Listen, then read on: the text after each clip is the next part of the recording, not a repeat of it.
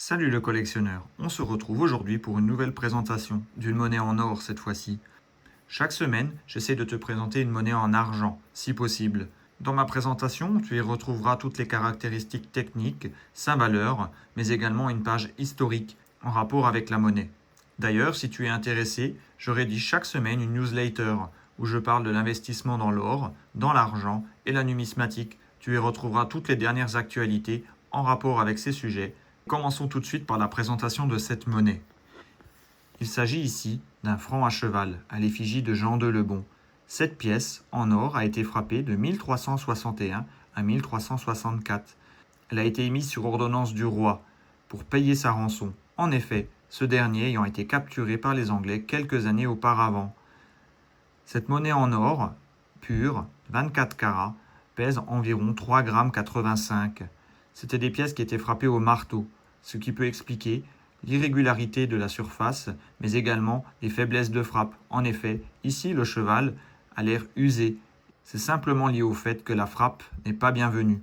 On y retrouve d'ailleurs au revers la même fragilité.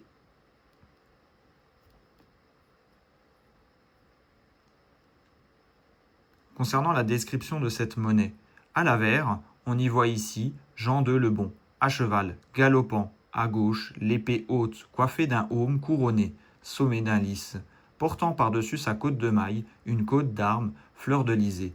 Le cheval est également brodé de fleurs de lys. On peut y lire l'inscription suivante: Johannes Dei Gratia Francov Rex, traduit Jean, par la grâce de Dieu, roi des Francs. Au revers, on y retrouve une croix feuillue avec quadrilobe en cœur, dans un quadrilobe orné de palmettes et cantonné de 4 trèfles évidés.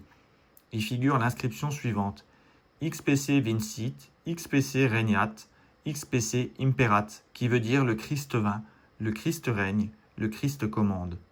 Cette pièce, dans un état TTB, vaut entre 1500 et 2000 euros. Ce sont des pièces très recherchées. C'est d'ailleurs la première pièce en or où on y retrouve le roi galopant. Son fils, Charles V, a également émis ce type de monnaie, où il a repris les caractéristiques de cette frappe.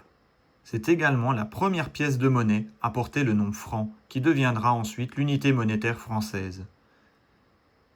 Si tu as aimé cette vidéo, je t'invite à liker, partager et surtout t'abonner pour ne pas rater mes prochaines vidéos. À bientôt!